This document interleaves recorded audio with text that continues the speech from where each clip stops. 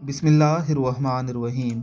حضرت عبداللہ بن عمر بن عاص رضی اللہ تعالی عنہما سے روایت ہے کہ رسول اللہ صلی اللہ علیہ وسلم نے فرمایا، جب تم میں سے کوئی نیند میں ڈر جائے تو یہ دعا پڑھے: اعوذ بکلمات اللہ التامات من غضبہ و عقابہ شر عبادہ ومن ہمزات الشیاطین وان یحضرون۔ دعائے مبارکہ کو ایک بار پھر سن لیجئے: اعوذ بکلمات اللہ التامات من غضبہ و عقابہ و شر عبادہ ومن ہمزات الشیاطین وان یحضرون۔ میں پناہ مانگتا ہوں اللہ کے کامل و جامع کلموں کے ذریعے اللہ کے غضب، اللہ کے عذاب اور اللہ کے بندوں کے شر و فساد اور شیاطین کے وسوسوں سے، اور اس بات سے کہ وہ پاس آئیں۔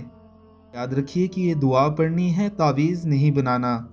یہ دعا پڑھنے سے پریشان کن خواب اسے کچھ نقصان نہیں پہنچا سکیں گے۔